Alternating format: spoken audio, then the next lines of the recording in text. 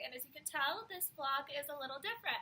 This is going to be a bit of a story time vlog because it is Gastroparesis Awareness Month, and for this awareness month, I thought I would share my gastroparesis story.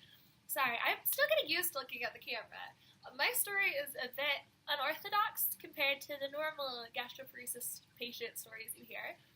But my hope is through this video that someone who's going through the same thing as I did and am can feel less alone, and especially I was saved by a pretty unorthodox treatment for gastroparesis. I hope people who are in my situation can maybe hear my story and try new ways because I was dying and this literally saved my life.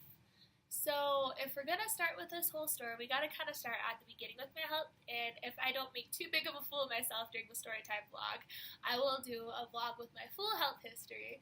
But to keep it short, I have been in pain for as long as I can remember. My parts of my body, like my joints, the bendy parts, have just always hurt. When I was little, I thought everyone was in pain and that was just a normal thing. But when I hit the age of 14, you know, good old puberty, my entire body went haywire. All of a sudden, my joint pain just skyrocketed through the roof, and I went through stiffness to literally not being able to get out of bed some days.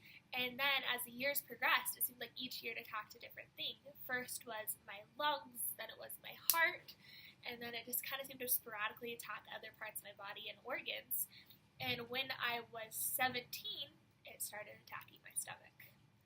At first, we thought it was just the flu. It felt like the worst flu you've ever had. You know those flus where you were praying to keep Gatorade down and you're so nauseous and just feels so awful. All you want to do is sleep because sleep is literally the only relief you're getting. That didn't end. We went to the doctor. It's just the flu. And then it kept on going on. I kept on vomiting. I wasn't keeping anything down. And they're like, okay, something is really, really up. And scan after scan, it showed it was fine. We did find a tumor on my liver, which was benign. We took care of that, hoping that the symptoms would go away, and they did for about 5 weeks.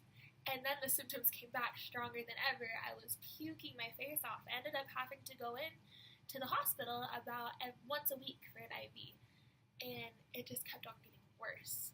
And we put me on nausea medication. They put me on nausea medication, Zolfran, and it just didn't even make a difference.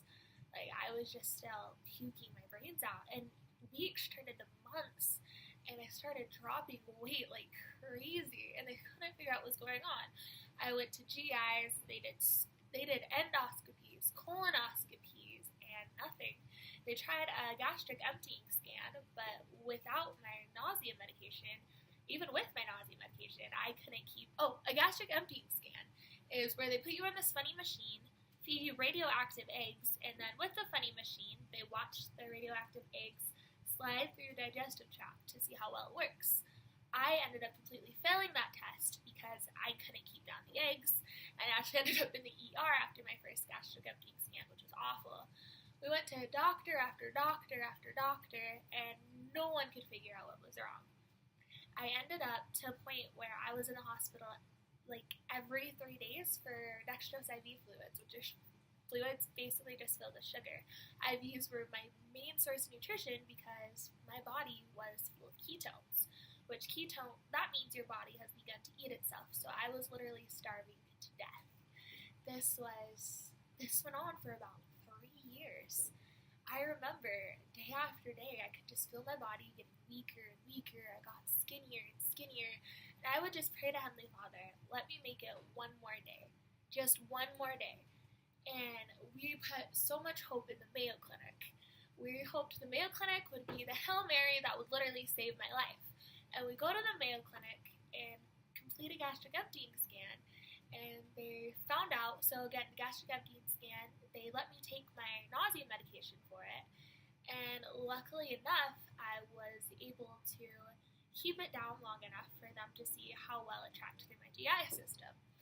And it showed that my stomach is basically completely paralyzed, my intestines work pretty fine, and then my colon is just about as slow as you can go. But the thing is, I had been tried on gastroparesis medication before with little to no benefit.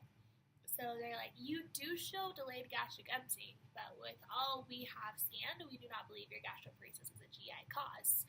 And this was my doctor in the Mayo Clinic saying this. And I'm like, well, what does that mean? What do I do? I can't keep anything down. I'm in the hospital for IVs every 3 days.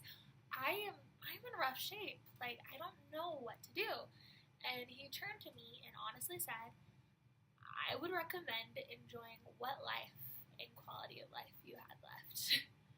Something broke me when I heard those words. It just confirmed what I knew was true, that I was dying. And there was no way to fix it. I went home and I got, as I said, this disease attacks my lungs. We still haven't diagnosed the main disease, but I got into this super, super bad asthma flare. And for that, they put me on prednisone.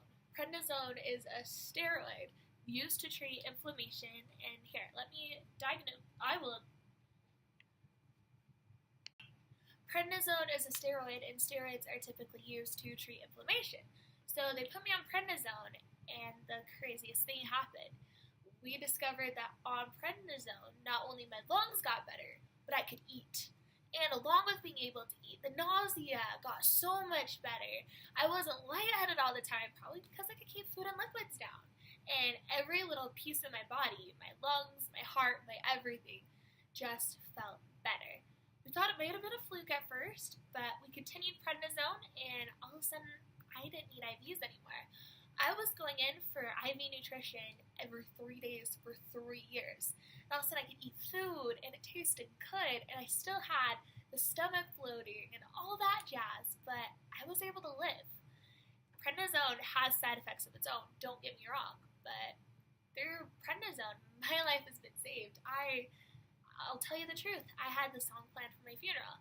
I planned that my best friend, my sister, my sister-in-law would sing Someone Needs Your Star by Jenny Phillips at my funeral.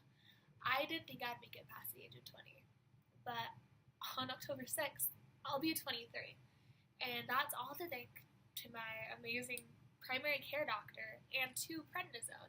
My gastroparesis journey has not been typical, and I'll admit, there are times I do struggle. And it's still, the bloating sometimes is awful, and sometimes the nausea is really bad, and sometimes I go through flares where I can't eat and usually have to get a steroid increase. But prednisone has made it so I have a future. Unless anything changes with other health-wise, I could still plan on a future. And that is the biggest blessing in the entire world. Gastroparesis. The color for gastroparesis is green, by the way. I got this for gastroparesis support group. Gastroparesis has most definitely changed my life.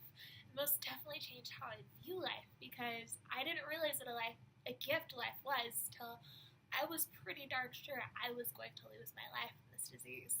And plenty of people lose their life from this disease. The statistics of how many people die from gastroparesis are astounding. I wish I knew them.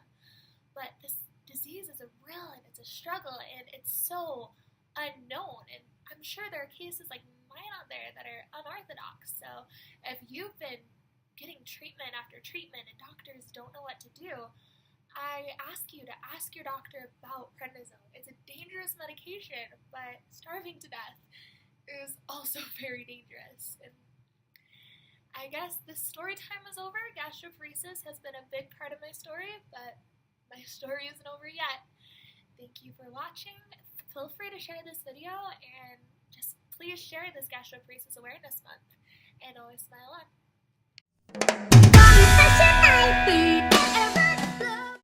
Hey, so I was watching this video and realized I forgot a couple of things, so little add-on just to make it more accurate.